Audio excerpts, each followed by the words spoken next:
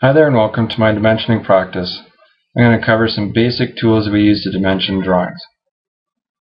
Looking at my screen, this is a lab that you guys have drawn in class. I have some additional objects on the right hand side here just so that we can use some different dimensioning tools.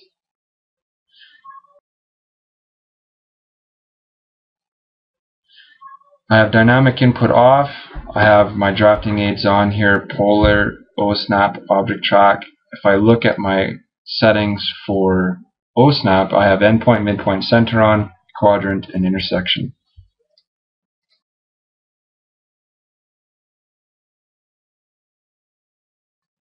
I'm looking at this screen because I want to see what my current layer is. Whatever dimensions I put on the screen, they're going to be on layer 0. For this exercise, that's fine. If you had a text layer that you wanted your dimensions to be on, make sure you select the dimension layer first, or the text layer, then place your dimensions. So all the dimension tools are located in the Annotate ribbon panel. Here I can see the dimension tools. Right now this is telling me the standard dimension style is the current style. So this is like layer. This is the current style. The home panel shows me what the current layer is. So what I want to dimension is the left hand side of my object, and I'm going to dimension the vertical sizes of this object with the linear tool. So I'm going to start at the bottom corner. I've activated the command. I have my object snaps on and I'm picking the endpoints to dimension. So I have this dimension here, dimension of 1. The next dimension I'm going to place is the overall height of this object. So I'm going to pick, I'm following the prompts on the command line. First line of extension is this point, second line of extension is this point, and with my mouse I'm steering to the left hand side to position the dimensions away from my object. A neat trick with dimensioning, I'm going to pick the linear tool one more time. I want to do a vertical dimension on this corner here. I've picked my two endpoints to dimension from, and I'm going to use one of the object snaps of a dimension so that I can line my text up. So see how these arrows line up with these arrows? This is clean, easy to read. So I've done vertical dimensioning here. Now I can do horizontal dimensioning. Same tool, linear, select the command, pick the endpoints of the object I want to dimension, and now I've positioned my mouse. It defaulted to go to this side because that's where my mouse was, so I just, with my mouse, steer the direction I want to go and position my dimension on this side. The Align tool is going to give me the perpendicular distance of this line by picking this endpoint and this endpoint.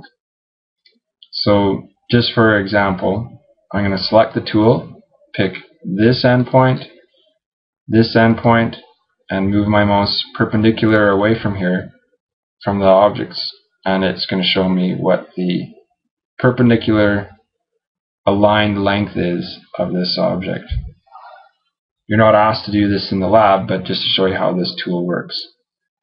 Looking at the list of commands, the next one we're going to cover is angular. I select the tool, read the command line. I can pick an arc, a circle, a line. So I have two lines drawn on my right hand side. Select object 1, select the second line, and AutoCAD lets me position the text within the lines, or I can position my text on the outside of the lines and it will create extension lines for me. Depends on your drawing and how much room you have. So with my mouse I can position it right here. I'm going to repeat that command just to show how it works when you select an arc. So angular dimension, what this is going to give me if I select an arc is the inside angle of the arc. So if I pick the tool, pick the arc that I want to do a dimension of, I can, with my mouse, direct it. So this is the inside angle of that arc, 90 degrees. If I move to the bottom corner here, from 0 degrees, this is the outside angle. So just to show you how this tool works, I want to position this right here. So if we were to draw construction lines through this object, we would see that this is a 90-degree curve. The next tool I can select is the arc length tool. pick the command, select the arc or polyline. I'm going to pick this same arc, select it, and I'm going to move this to the side. And what this is telling me is the horizontal distance, the distance that we would travel along this arc, is 1.57 units long. I've done a lot of dimensioning on this arc. There isn't too many points of detail that I don't know about this arc, but one piece I don't know is its radius. So looking at the commands I have in my dimensioning tools, I can use the radius tool to find the dimension of an arc. So I have activated the tool, I have my square on the screen for a pick box, I pick the arc that I want to look at, and with my mouse it generates a leader line and it gives me the radius dimension of this arc. So I'm going to position this on this side over here so I don't have any text overwriting other text. Anytime you see an R followed by a number, this is the radius tool generating what that radius is. This is the extension line that goes to the center of that circle or arc, and this is just because of where I position it with my mouse. This is just showing a line that's tangent to the arc that I selected, and AutoCAD creates this. If I don't like that positioning, what I can do is I can select my dimension, I have grips that I can modify, and I can position this somewhere else. I don't like where this is going to end up because you don't see that line extending to the center, so I'll just put it back. The next tool I'm going to pick is the diameter dimension. This one's very simple to work with. Select the tool. For this one, I want to select full circles.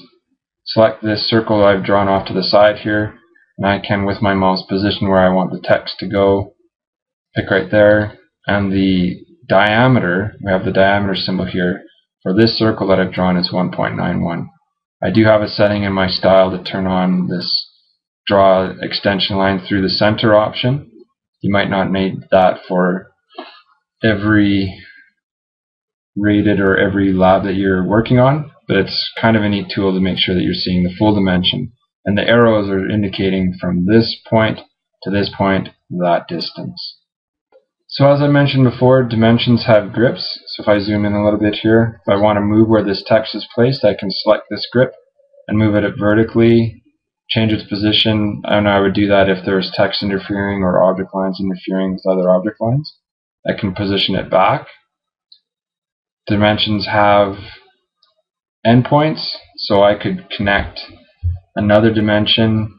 So I'm going to use a radius tool to pick this dimension, position that there. I have an endpoint for the center, so if I wanted to find out what the distance from the center of this circle to the outside edge is, I now have the radius dimension. I can use my linear tool and pick from this endpoint here to this center point here, move my mouse so it's projecting vertically, position that, and now I know what the center of that circle is. And I used the outside edge of this object to get that.